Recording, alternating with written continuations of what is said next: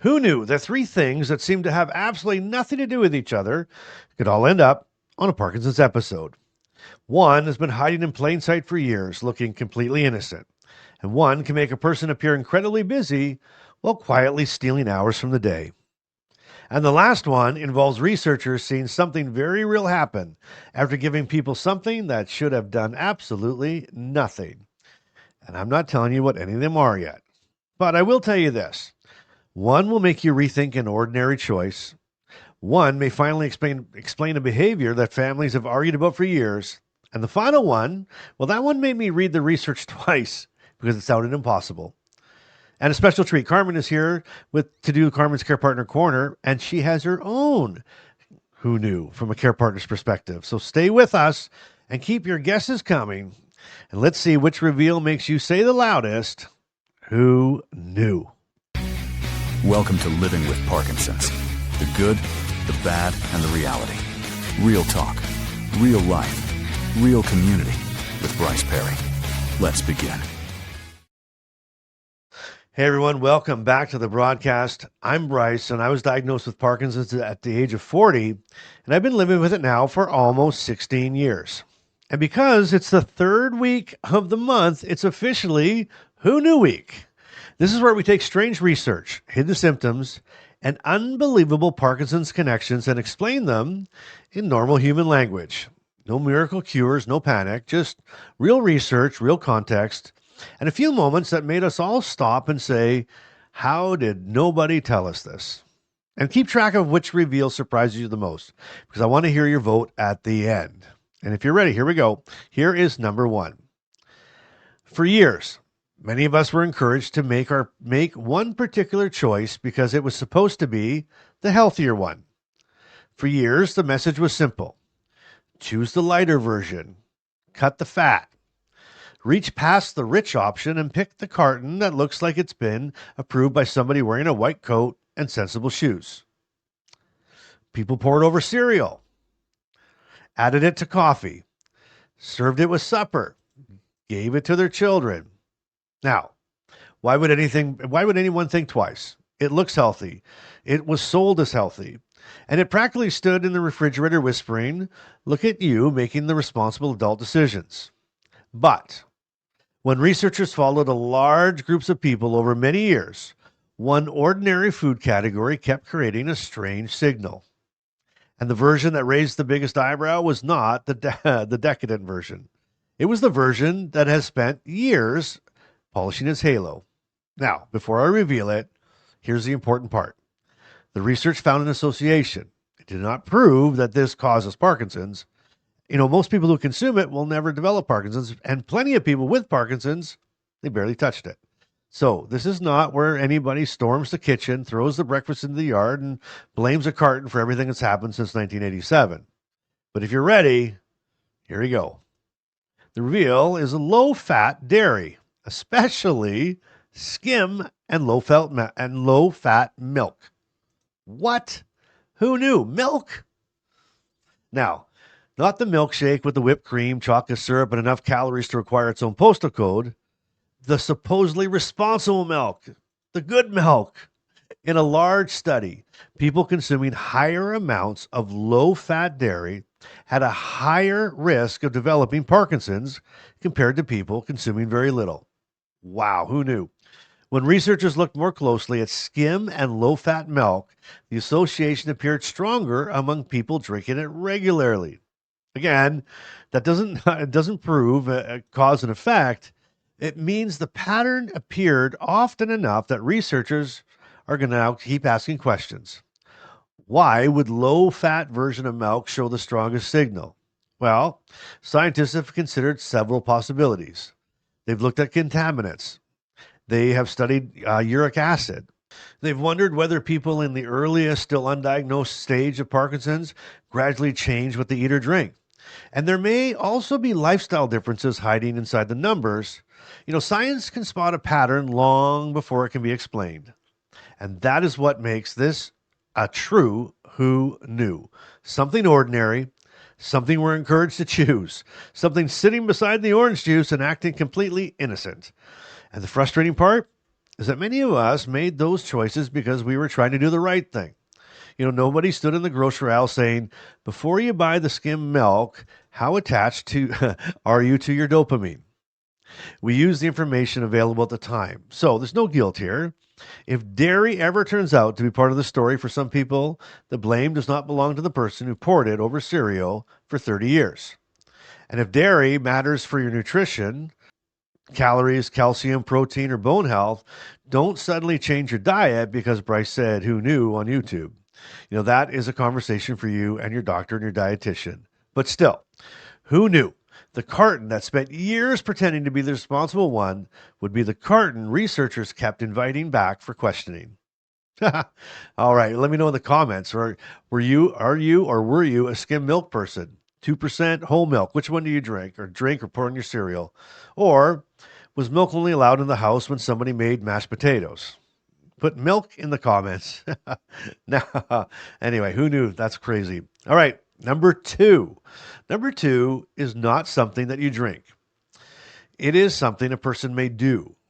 And from across the room, it can look completely harmless.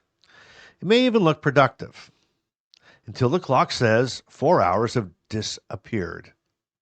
Now, imagine somebody decides to organize a drawer. Nothing strange about that. Batteries here, paper clips there, mystery keys in a little pile because apparently we are keeping them until the lock they belong to returns from the witness protection plan. Right? The drawer gets organized. Job done. Except the person doesn't stop there. They take everything out and begin again. Now the batteries need to be sorted by size, maybe by brand, then by whether they might still work in a remote control that nobody can find. The screws get lined up, they then moved, then lined up again. An hour passes, then 3. Someone calls them for supper. In a minute, but that minute never arrives. Or maybe it's not a drawer. Maybe the person repeatedly takes apart a radio or a clock, a toaster, or some type of equipment. Maybe they sort coins, collect scraps of paper, or rearrange tools, clean the same surface, or spend hours on a computer task that never reaches a useful ending. From across the room, it can look like a hobby. Up close, it may feel as though the person is trapped inside the activity. And when someone interrupts, the reaction may be stronger than the situation seems to deserve. Irritation, anxiety, anger, a desperate need to get back to the task. All right, you ready for it? It's called punding. Who knew? Punding is an intense fascination with repetitive, often non-goal directed activity.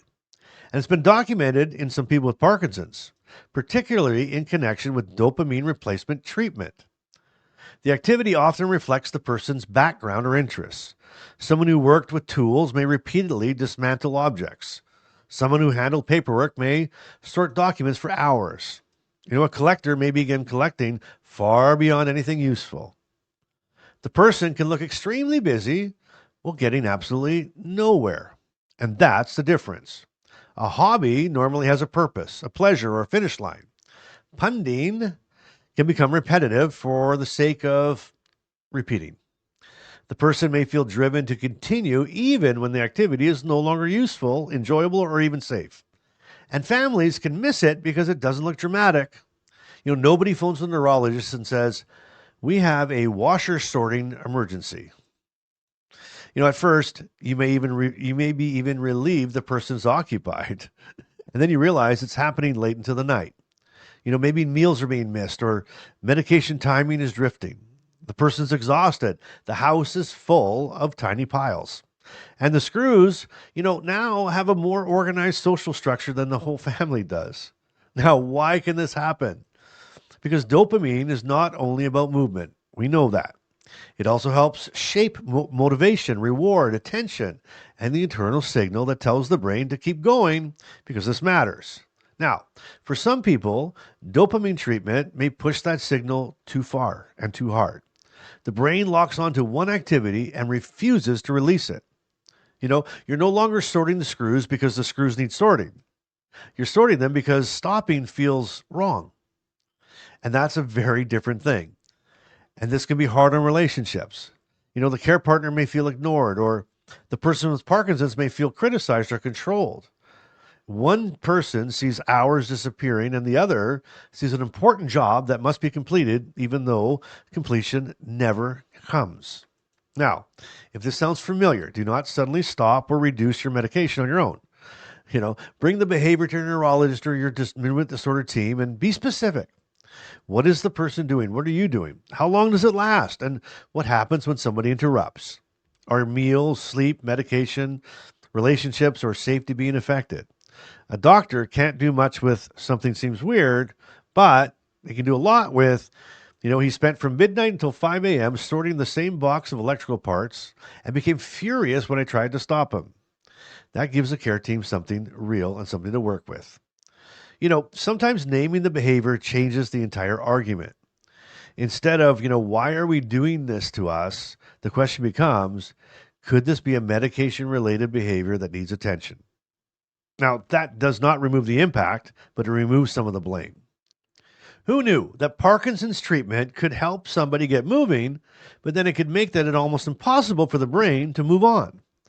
And if that's you, if you've been stuck in a habit or a task that's just repetitive with no real goal to the end, and then you get really upset when someone tries to stop you or cut in, how about put stuck in the comments? Okay? This is just people comparing notes about something that almost nobody warns us about. And I think that is crazy. Punding, never heard of it before. Who knew? I didn't even know punding was a word. And if you didn't know punding was a word, give me a me too in the comments. All right, now the final mystery. No, you know what? The final mystery is coming. And I'm not going to tell you what it is because before we get to that, it's time for Carmen's care partner. Who knew? Carmen's here with us today. And without further ado, welcome, Carmen. Well, hello everybody. I'm back. And you know what? I was talking to Bryce and I said, I want in on the fun on the Who News. So I want to sort of contribute a Who Knew from the care partner's perspective, if that helps anybody. So sometimes I can sit across from Bryce and clearly see extra movement. He may be swaying, his shoulders, face, arms, legs, maybe moving. Typically his hand, he does a lot, the conductor thing that I call with his hand. His whole body may look restless. And I mention it, and Bryce will say, well, I'm not moving that much. And then we begin this highly scientific process known as marriage. Yes, you are. No, I'm not. Yes, you are. No, I'm not. And it can go on and on and on. And then he'll say, well, it doesn't feel like I am. And here is the reveal, what we learned from that. We may be looking at dyskinesia, and the person experiencing it may honestly be less aware of those movements than the person watching them. Who knew? Dyskinesia can cause involuntary swaying, twisting, wriggling, or restless movement, often in connection with levodopa. Studies have found that some people with Parkinson's have reduced awareness of their dyskinesia. There's the who knew. So Bryce may not be lying. He may not even be denying it. His brain may genuinely not be giving him the same information my eyes are giving me. The care partner may notice when the movement begins, how it relates to medication, how long it lasts, and whether it affects comfort or safety. Then we go to the neurology appointment, and Parkinson's behaves like a child whose teacher just entered the room.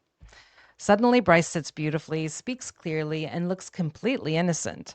Right? Yeah, I'm sure you've all experienced that, and I see it every time. A short video taken with the person's knowledge and permission can sometimes help the care team see what happens at home. But care partners, we also do not want to become the full-time movement commentators. That's not who we are, right? We can't go left shoulder moving, foot tapping, strong performance from the lower body. Like, we don't want to start doing that. We love our partners.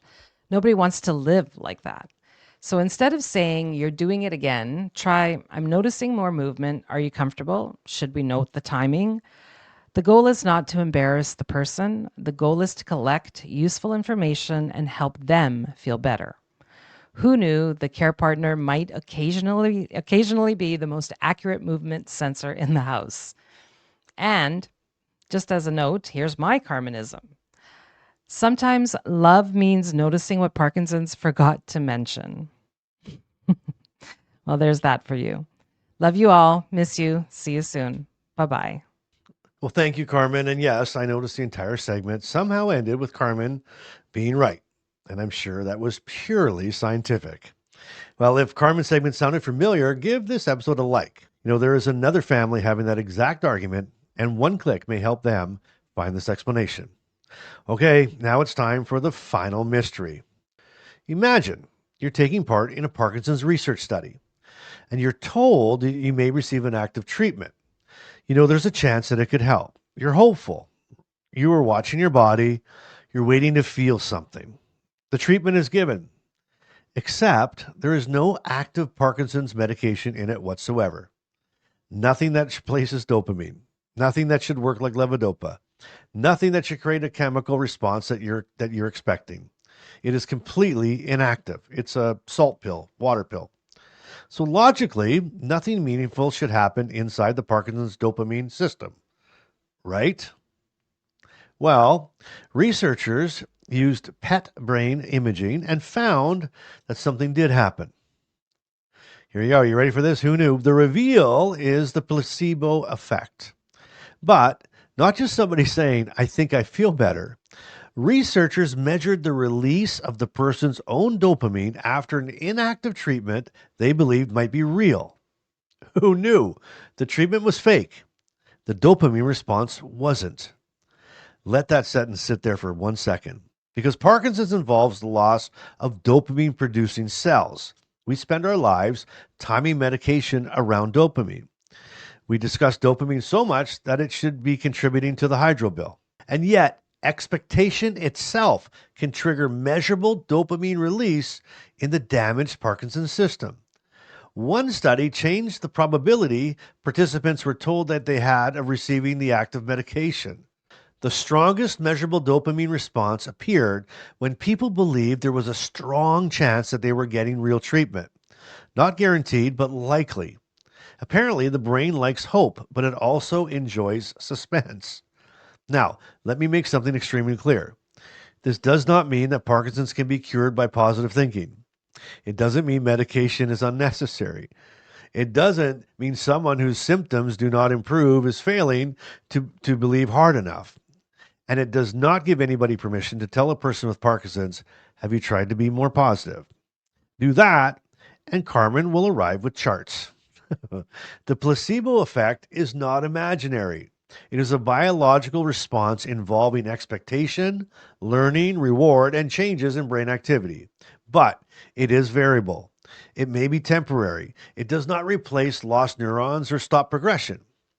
What it shows is that the Parkinson's brain is still predicting, responding, and preparing for possibility of help. The brain hears relief may be coming, and part of the reward system reacts before it checks whether the delivery truck actually brought anything. That is incredible. It also makes Parkinson's clinical trials more complicated, though, because researchers are trying to measure what a new drug does while expectation is quietly pressing the buttons in the corner. They have they have to separate the effect of the treatment from the effect of believing that a treatment may be happening. Science is basically standing in the lab saying, could everyone please stop releasing dopamine until we figure out which group you're in? But underneath the humor, I find something hopeful in this. Hope is not medicine. Hope is not a cure, but hope is not nothing. The brain is not simply an empty machine waiting to lose more. It's still learning. It's still reacting. It's still capable of surprising the people studying it. And sometimes, after almost 16 years of living with Parkinson's, I need to hear that. Not a promise, not a miracle, just proof that the brain is still more complicated and more alive than the disease brochure ever made it sound. Who knew an inactive treatment could knock on the door and Parkinson's brain might answer with real dopamine? That one wins for me.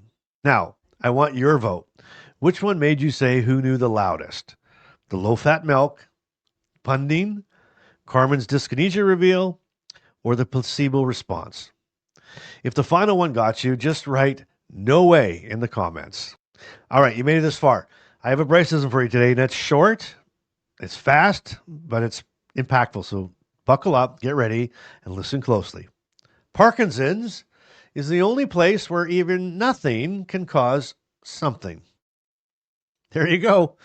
Part one of Who Knew Week. Remember, none of these stories is a reason to panic. They're not to blame yourself or to change treatment on your own, but they are reasons to stay curious, notice patterns, and have better conversations with the people caring for you. And you know what? Share this episode with somebody who loves strange Parkinson's science. Part two is coming, and somehow Parkinson's gets into the mirror, the eyes, and the bedroom. Well, you'll find out pretty soon. And until next time, I want you to keep showing up, keep being real, and I want you to keep doing life today. I love you guys, and we'll see you on the next episode of Who Knew.